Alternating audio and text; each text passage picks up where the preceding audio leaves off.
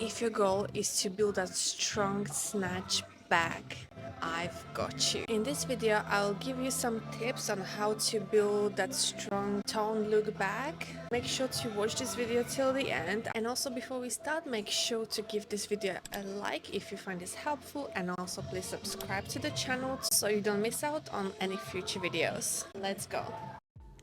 I always start my workouts with a good warm-up where I'm focusing on warming up my muscles and joints before the actual lifting.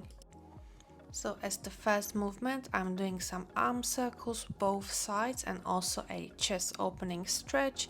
This feels nice for the shoulders and for the whole upper body, and also some shoulder circles and neck circles, because if you're like me, you're sleeping on your side or on your belly and you are seated the whole day, your neck will get really stiff. I also like to do some banded shoulder dislocator stretch, and then I move into the pull apart, which will warm up my upper body. And as the last exercise, I always warm up my shoulder rotator cuff. If you're using the cable machine, always make sure that you are going very light. And so you can also use the light resistance band that you will place around your wrists and do one side at the time. Using the dumbbells, it's pointless for this movement. As the first exercise, I'm doing pronated bent over rows. As you can see, I'm using the wrist straps as well, which help me actually to lift heavier and engage my muscle much better. This I have found really helpful, so not only for training your lower body but also for training your back. The position is similar to Romanian deadlift, and also you need to make sure that your core is really tight. The next exercise are T-bar rows. I really like this exercise as well. It's basically very similar to the bent over rows, just the weight spreads a bit differently. Also, you want to make sure that you're not doing this kind of movement. You need to again do a slow and controlled movement. The next is the lat pull down, probably the most popular exercise that people do. Again, slow and controlled. We need to make sure that you are keeping the shoulders down and contracting your back at the bottom. Now, the two main mistakes that people usually do is either that they are failing to contract the back at the bottom and the shoulders are rounding, or the second mistake is when they are lifting very heavy but they are literally throwing the weight around. So you don't want to use that momentum. Again, with every single exercise, slow and controlled movement, and you need to make sure that you're contracting your back rather than just to be pulling heavy and failing to actually contract the muscle. This is one of my favorite exercises. You can use the bench for an extra support as well, but of course I just can't get bothered, so I'm doing the kneeling variation. And the last exercise that I really love is the straight arm pull down. However, it's not supposed to be with the locked elbows, so make sure that as you drive down, you will relax the elbows and your arms and contract your back instead of engaging your traps and your arms. That's basically how I am training my back. I do not ever do back workout, just a full back workout, simply because I like my programs balanced, and I always do upper body and lower body splits. I prefer to do all the muscle group within the upper body in my upper body session. So I train my shoulders, I train my back, I train my arms, and I train my chest a little bit now as well. Train less chest purely because of my implants, and I do not feel comfortable just pushing too much. My implant is under the muscle, and the more I'm training and I'm getting my pecs, like the pectoral muscles, stronger, they are kind of going to the side, so, and I don't like that look, so that's why I just back off the training of the chest at this point. But if you do not have this issue, please do train your chest as well. It's so important. Coming back to the training of your back, it is really important not to go so heavy. It may be very tempting to you to load so much because you feel good, you feel strong and so on, and you can really pull a lot of weight because all the back exercises are pulling exercises. But the main point is that if you go too heavy, you'll end up with the wrong form. So what you want to always focus on, stretching the muscle. So you want to stretch your lats, stretch your back, and then contracting at the bottom. So any exercise you do, if you are doing straight arm pull downs, if you're doing single arm pull downs, or you're doing lat pull downs, bent over rows, always you need to make sure that you're going through the whole range of motion. So you want to think about what is the function of the back. One of the functions is that you want to reach up for something. I like to tell my client, imagine you want to pick the apple from the tree. So it's just simple as that. Or you want to take a plate from the shelf in the kitchen. So that's why you have all the muscles. It's not for lifting weights, but you want to reach up to something. So imagine stretching that muscle and then you contract it at the bottom.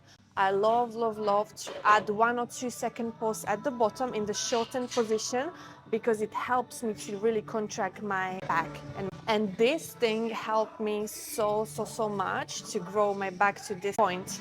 Full range of motion and the tempo. Also, do not load too much. I see so many people. So number one thing is that first they are failing with the posture. So you need to always make sure that your shoulders stay down and you keep the chest lifted.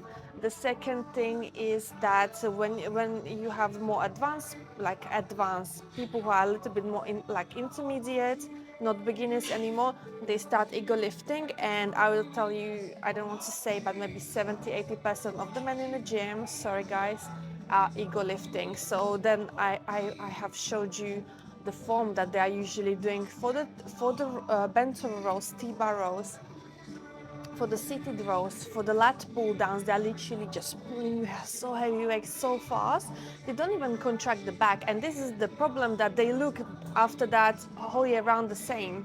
And who wants to look the same all year round when you put so much effort and you come to the gym 3, 4, 5, 6 times a week, but you still look the same all year round? So one thing is the nutrition, but the second thing is how you program and how you engage the muscle in the movement and how you perform that movement as well. And another thing is toned back. Toning is not a thing. What most people, and especially women, understand under having toned look or being toned, there is nothing like a toned muscle. So what we normally do is that you lose body fat to reveal your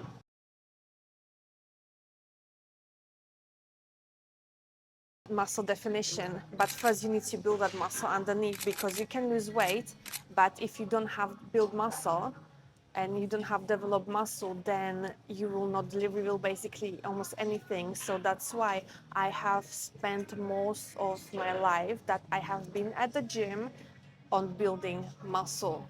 I was going through heavy builds, heavy bulking season, because that's what I have to do, unfortunately, with my body, because I'm naturally very skinny.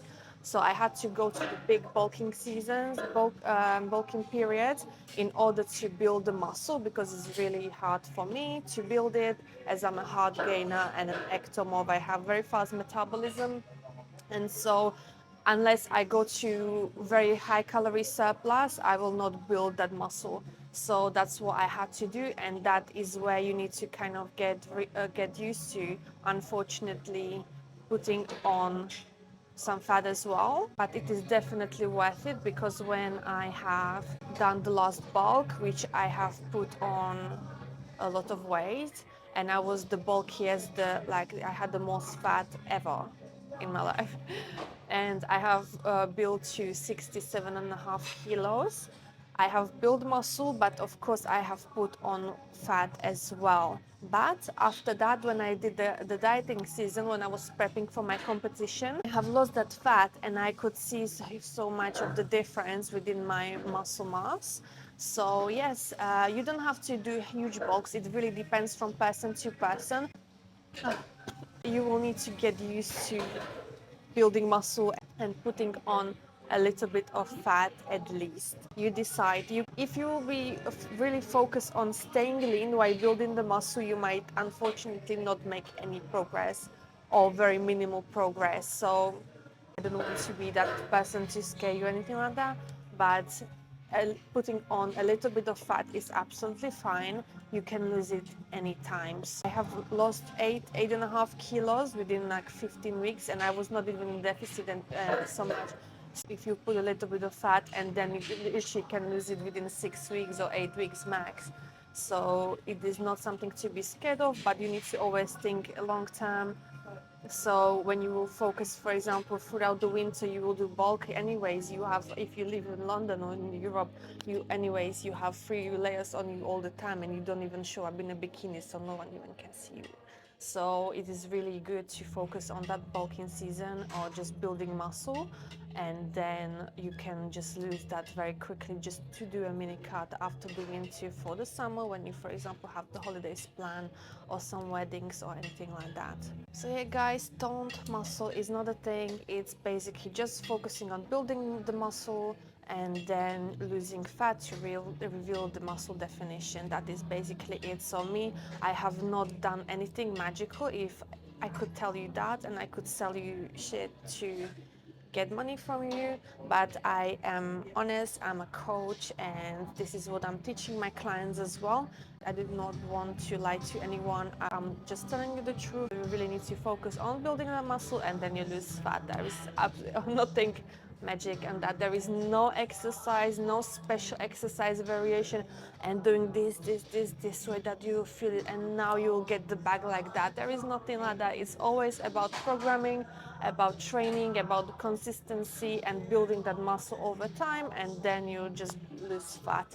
Nothing magical. People always are looking for magic exercise, magic detox tea, magic, I don't know what equipment to get them this kind of result, but it is never about anything like that. I promise you, it's all just marketing and getting your money because people know what to do, but they cannot stick to the things long term, and so they are always looking for magic solution, a quick fix, and that's why they will never get results. It will take a little bit of hard work, a little bit of time, but I promise you, once you focus on that, the results will come so fast and you will just always progress and getting better. I thought that I'm really good already 2 years ago, and I improved so much since then still. So there is always room for improvement, but at the same time you will feel like, oh, when you look at the pictures before, for example, always take the pictures. When you take at your pictures before, you will see that you basically make so much improvement already, but you have no idea how much you can still improve in the future. Thank you so much for watching. Please make sure to subscribe to the channel and like the video if you find it helpful. And also you can follow me on Instagram and TikTok, where I'm sharing more info about training, about nutrition. I will leave the links and everything in the description box, and please leave me a comment to let me know what kind of content would you like to see next. And also, if you would need help with structuring your training and nutrition, please contact me. I do have my programs, but also I do one-on-one online coaching. So I am always here to help you if you need that extra push and extra professional help. Thank you so much, and I will see you in the next video.